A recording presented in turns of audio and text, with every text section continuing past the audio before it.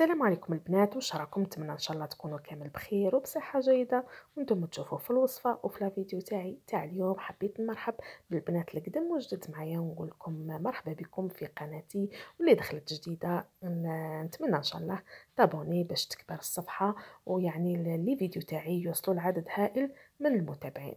جيتكم اليوم بوصفه جبن منزلي، يعني وصفه رائعه وصحيه. نتمنى ان شاء الله تكملوا لا فيديو الاخير، واذا عجبكم ما تبخلوش عليا بجيم او كومنتير شويه بارطاج مع الحباب والصحاب باش تكبر لمتنا.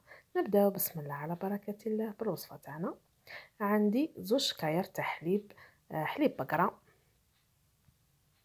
درت زوج كاير، حطيتهم هكذا في الكاسرونه ومباشره راح نحطهم فوق النار هكذا ونخلط شويه نار عاديه، ونخلي الحليب تاعي يغلي.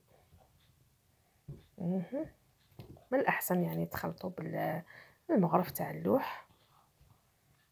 بعد ما فاض لي الحليب تاعي كما راكم تشوفوا، درت فنجال تاع قارص غير فاض، رحت الفنجال تاع القارص وطفيت النار وزدت مغرف تاع خل وحركت بالمغرف كذلك كما راكم تشوفوا هكذا.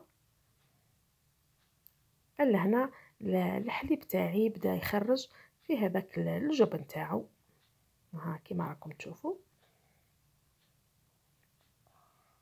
نحطه بجهه نخليه يبرد.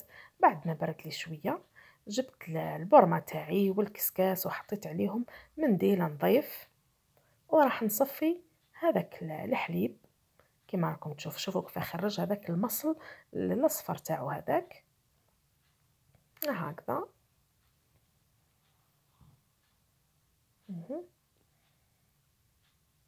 نحركو غير هكذا بشويه بالمغرف باش يهبط هذاك المصل، ما نحركوش بزاف.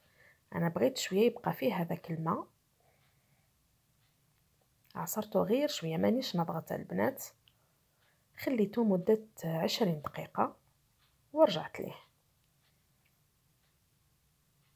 لهنا بعد ما نشف لي وبعد 20 دقيقة حطيته في الوعاء تاعي، زدت عليه 3 حبات فرماج، الفرماج اللي عندكم اللي متوفر عندكم، مغرف خل، ملح حسب الذوق، ومغرف كبيرة تاع زبدة.